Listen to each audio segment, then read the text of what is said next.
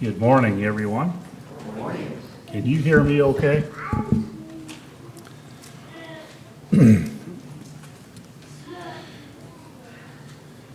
Before we get into the lesson, I wanted to share a few personal thoughts with you, mostly in the way of thanks.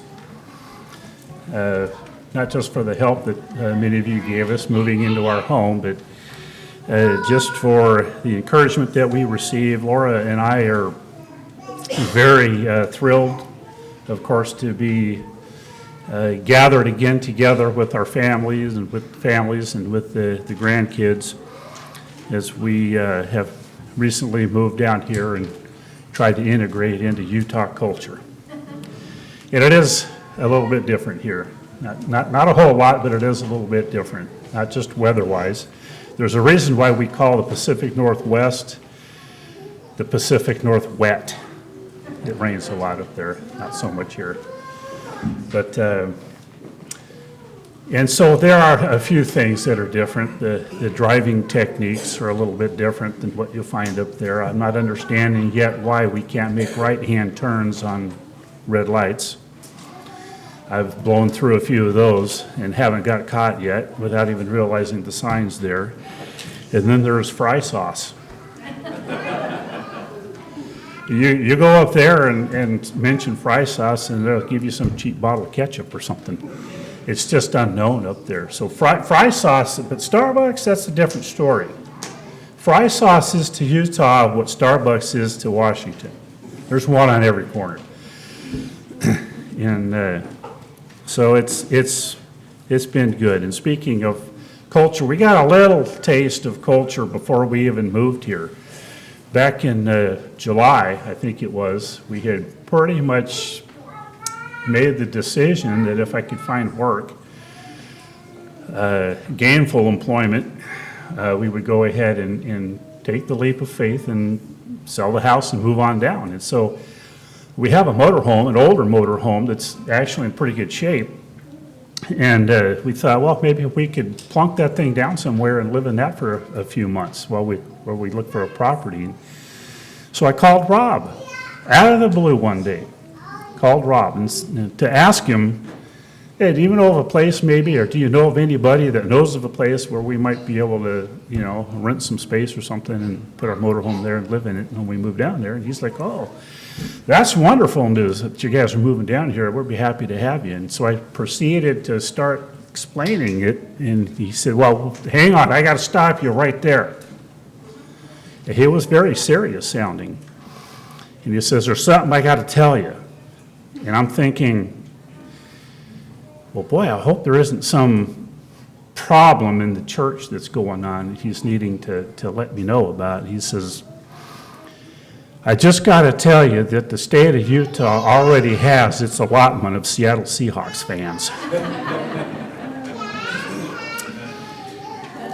That caught me off guard just a little bit.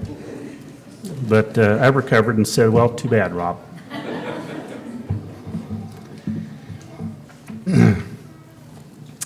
All right. As you can see, the thoughts that we're going to be focusing on this morning are centered around the idea of don't leave God out of the equation. And so what do I mean by that? Well, see if I can get the right arrow here. Let's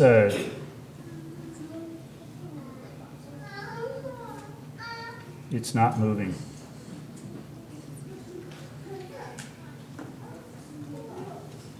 There it is. Let's start off with a little story, and I think this is a true story, of a dying billionaire. This is a man that was dying from pancreatic cancer at the age of 56. That's younger than me. So a man dies a billionaire with a fortune of $7 billion at the age of 56 from pancreatic cancer. And these were some of his last words. He said, in others' eyes, my life is the essence of success, but aside from work, I have little joy. And in the end, wealth is just a fact of life to which I became accustomed. At this moment, lying on this bed, sick and remembering my life, I realized that the wealth that I have is meaningless in the face of imminent death. You can hire someone to drive a car for you and to make money for you, but you cannot rent someone to carry the disease. And now some of the things that he's going to say are true and are good, but I want us to notice where he's focusing. One can find material things, but there is one thing that cannot be found when it is lost, and that is life. And I believe he is focusing on the wrong life. He's focusing on physical life, the here and now. He says, treat yourself well and cherish others. As we get older, we are smarter, and we slowly realize that a watch that is worth $30 or a watch that is worth $300, both of which they show the same time. Well, that's true. Whether we carry a purse that's worth $30 or one that's worth $300, the amount of money inside of it is the same. We can drive a $150,000 car or a $30,000 car. The road and distance are the same, and we reach the destination all the same. We can live in a 300 square meter house or a 3,000 square meter house. The loneliness is the same. So here's where he starts to conclude his thoughts. He says, so I hope you understand that when you have friends or someone to talk to, this is true happiness. And I think he's focusing on the wrong thing. He goes on to say there are the 6 best doctors. The 6 best doctors are sunlight, rest, exercise, diet, self-confidence, and friends. Those were his 6 remedies, or his 6 best doctors in life. And I think he was focusing only on physical life. And he was leaving something out. He was leaving something out of the equation. And I believe that was God and that was Christ. He never, ever went to a spiritual aspect to his life. It was all focused on, and he was leaving God out of the equation.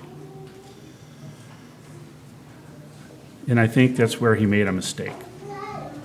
Well, now he knows. He knows. So let's think about this for just a minute. All of those 6 things that he mentioned are things that God gives. Where was God in his list? Wasn't there. He left him out of the equation. So let's move on to Sarah for a minute. Sarah was I believe, to be a very faithful individual, a very firm believer in God, yet for a moment in time, perhaps, she lost her focus and left God out of the equation. And so we're not going to read it, but because we went over it not too long ago in class, but when you go to Genesis chapter 18, this is where God tells Abraham that he's going to have a son. And Sarah heard it, and what did she do? She giggled to herself because she was beyond childbearing years. She's a very old woman, and Abraham was beyond the years where men father children. And so she giggled about it. And she said, is that something that I'm going to take pleasure in this old age? So what did she do? She took matters into her own hand. And those of us, we never, ever are guilty of doing that, are we? Do we ever get into situations and decide to take matters into our own hands? without consulting God. I think we sometimes do, and I think that's what she did here. And so she, of course, we know the story. She sends Hagar into Abraham. He fathers a child through her, and God said, nope, that's not the way we're going to do this. We're not going to do it your way, Sarah. We're going to do it my way. And my way is for you and Abraham to have a child, and that's the child of promise, not the other way. So I don't have this written down, but I was thinking of it this morning. What about King David and Saul? Now, if there's ever a study in contrast, it's right there, right? Saul was a king that it seems like, anyway, he very seldomly consulted with God. And it got him into trouble, didn't he? On the other hand, we look at David. And David was, as the scripture describes, was a man after God's own heart.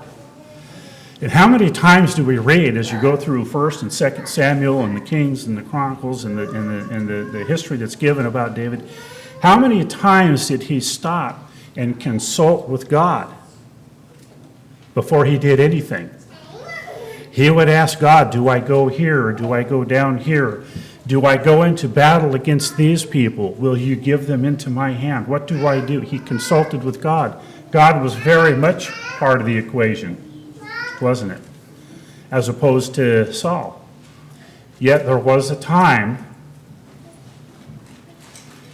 when David lost his focus. These are very faithful people here. He lost his focus, and he did not consult with God.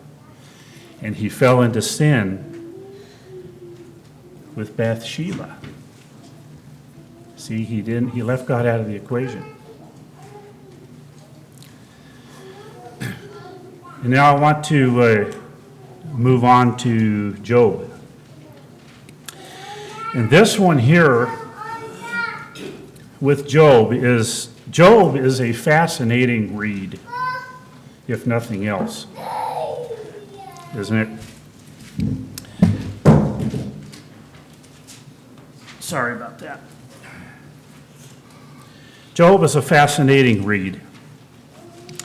And we're not going to spend a whole lot of time here, but I do want to read a few passages of Scripture out of Job, because Job was afflicted with a very great affliction, wasn't he? And he was sitting there, and his friends came to sit with him, and they began to speak and to say, converse with him. And then Job began to speak and talk, and you can see that as Job is going along, Job lost his focus for just a little bit, didn't he? And God comes along and decides to rebuke him. And this is where it gets particularly fascinating. Now, Job, let's go to Job chapter, let me see if I can find it here. We're going to be in chapters 40, but let's go back to Job chapter 31. And this is where I think Job reveals where he had kind of lost his focus a little bit, and maybe was leaving God out of the equation and making it about himself. In Job chapter 31, let's start with verse 29. Job 31:29. And this is Job speaking. Have I rejoiced at the extinction of my enemy, or exulted when evil befell him? No, I have not allowed my mouth to sin by asking for his life in a curse. Have the men of my tent not said, who can find one who has not been satisfied with his meat? The alien has not lodged outside, for I have opened my doors to the traveler. Have I covered my transgressions like Adam by hiding my iniquity in my bosom? Because I feared the great multitude, and the contempt of families terrified me, and kept silent and did not go out of doors. Oh, that I had one to hear me. Behold, here is my signature. Let the Almighty answer me. That is a pretty bold statement. any man to make before God. Let the Almighty answer me. Well, guess what? God did. So let's turn over to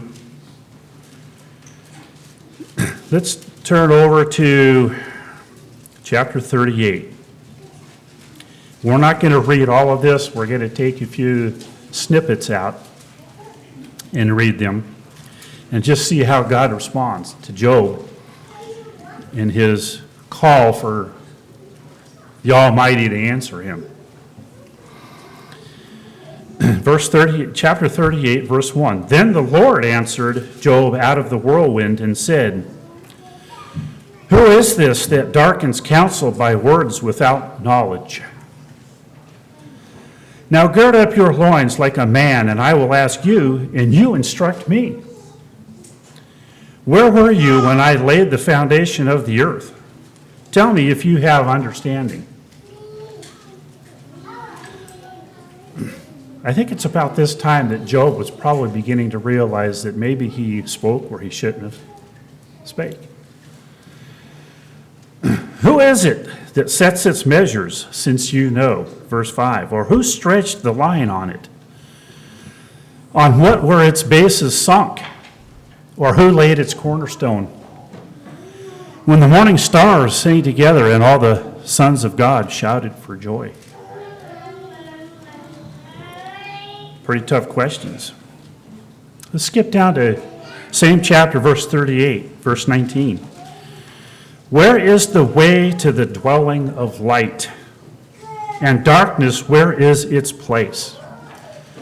That you may take it to its territory, and that you may discern the paths of its home. You know, scientists today, they can explain an awful lot, can't they? There's some pretty smart people in the scientific community. But you know what science can't explain? They can't explain light. They don't know what it is. When you go home and you turn on your light bulb, they can't explain what that is. They cannot take light, put it under a microscope and study it and dissect it and tell you what it consists of. All they can tell you is that it's there. And darkness, they can't do anything with that either. They can't tell you what darkness is except it's the absence of light. No scientist can explain either one of those. And they probably never will. And God asked Job, where is the way to the dwelling of light? Verse 21, same chapter, chapter 38. You know, for you were born then, and the number of your days is great. Have you entered the storehouses of the snow? Or have you seen the storehouses of the hail, which I have reserved for the times of distress, for the day of war and battle? Where is the way that the light is divided, or the east wind scattered on the earth? Let's skip over to chapter 39, verse 19.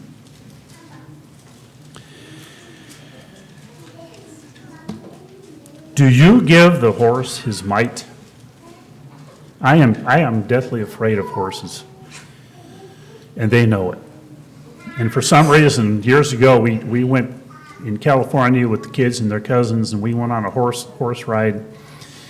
I was the guy that was put on the horse in the back, and that horse was the rebellious horse. I got the rebellious horse, and it scared me to death because that horse would not go anywhere I wanted it to go, and it could sense my fear. And they gave that one to me. Let's go back to the scripture. Verse 19 again in chapter 39. Do you give the horse his might? Do you clothe his neck with a mane? Do you make him leap like the locust? His majestic snorting is terrible. Amen to that. He paws in the valley and rejoices in his strength. He goes out to meet the weapons of war. He laughs at fear and is not dismayed, and he does not turn back from the sword. The quiver rattles against him, the flashing spear and javelin. With shaking and rage he races over the ground and does not stand still. at the voice of the trumpet. As often as the trumpet sounds, he says, "Aha!" And he scents the battle from afar, and thunder of the captains, and the war cry. Chapter 40, verse 1. Then the Lord said to Job, "Will the fault finder contend with the Almighty? Let him who reproves God answer it." Then Job answered the Lord and said, "Behold, I am insignificant. What can I reply to thee? I lay my hand on my mouth. Once I have spoken, and I will not answer, even twice, and I will add no more." But God was still not done humbling Job, was he? Verse 6, Then the Lord answered Job out of the storm and said, "Now gird up your loins like a man, and I will ask you, and you instruct me. Will you really annul my judgment? Will you condemn me that you may be justified? Or do you have an arm like God, and can you thunder with a voice like his?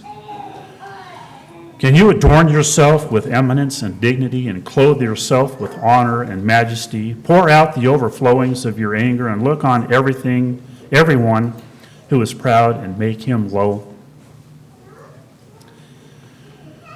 Look on everyone who is proud, and humble him, and tread down the wicked where they stand. Hide them in the dust together, and bind them in the hidden place. Then I will also confess to you that your own right hand can save you."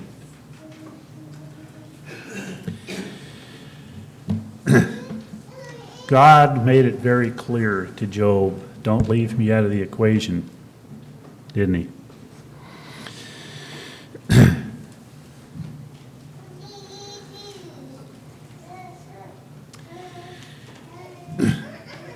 My point to all this is, as we bring this lesson to a close, is let's go back, and you don't have to turn there. I'll read it quickly. Let's go back to Genesis 18 and read a statement by God there when he was talking to Abraham about the promised child. And breaking into the context in chapter 18, verse 12, and Sarah, this is where she laughs, and Sarah laughed to herself, saying, "After I have become old, shall I have pleasure, my Lord being old also, in having this child?" Verse 13, and the Lord said to Abraham, "Why did Sarah laugh, saying, shall I indeed bear a child when I am so old?" And then he asks the following question, "Is anything too difficult for the Lord?" In the New American Standard Version, there's a note. And in place of the word difficult, it could be read wonderful. So we could read it, "Is anything too wonderful for the Lord?" And that's the question we ask today. Is anything too difficult for the Lord? Let's not leave God out of the equation. You know, God knows and he understands what we're going through, how difficult things can be, but also how joyful things can be. God understands how hard it is to raise children. He understands how taxing that can be and how it can severely test our patience. But he also knows at the other end of that, once they are raised, the joy that comes with seeing them become productive members of society, making their own decisions, providing for their own families, and becoming faithful members of his church, faithful Christians. God understands how difficult situations at work can be. He knows this. He understands this. He understands and knows the difficulties of aging. He understands and knows the difficulty of dealing with illnesses. He knows and he understands how hard a 50-year-long marriage is and how much work goes into that. He knows these things. He understands these things. And sometimes we can get so caught up in our problems and the challenges of life that we can lose our focus and perhaps, for a time, leave God out of the equation. Let's not be fooled into thinking that anything that has happened to us in the past or that we're going through now, or that might happen in the future, whether it's good or bad, is outside of God's knowledge or understanding. You know, we live in a world where God and his Son, the sacrifice of Christ, is all becoming irrelevant, isn't it? You see that in the policies that governments pursue. You see that in the way the schools are trying to take children and mold their minds a way that is not good. And we have to, as parents, you have to deal with that. God is being left out of everything, but let's make sure that we are not leaving him out of the equation when it comes to our lives. He is always part of the equation. You know, we look at the mountains here, and you look at that and you see the beauty in those mountains, and you just shake your head and you wonder how anybody can look at that and say, well, that happened by accident. That something came from nothing.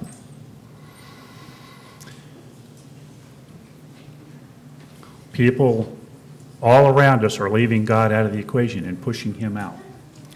Let's make sure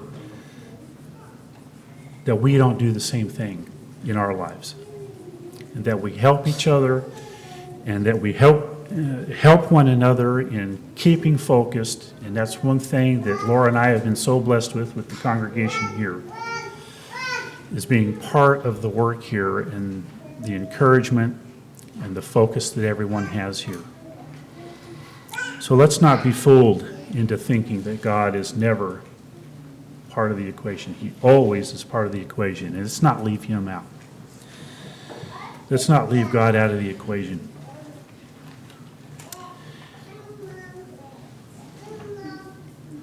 As we conclude, we're going to be singing a song in just a minute. But, you know, we take this time to offer what we call an invitation. And the invitation is, if you are a member of God's church, part of the Lord's church, and perhaps you have lost your way, perhaps you have left God out of the equation for too long, and you want to come back to him, this is a time that you can do that. And if you have never committed your life to Christ, this is a time that you can do that as well. But let's not forget that the invitation of God doesn't stop right here on Sunday morning. It's open 24/7. It's open all the time. So if you have left God out of the equation, don't. The invitation is to come forward this morning, let your wishes be known. Come forward calling on the name of the Lord. And if we can help you, do that in any way. You know, James talks about going to the elders, having them lay their hands on you and pray over you to heal the sick. I don't think he's talking about physical sickness there. So don't go to Rob and Paul and have them try and heal your sickness, your physical sickness. It's talking about spiritual sickness that is healed through prayer, and by not leaving God out of that equation.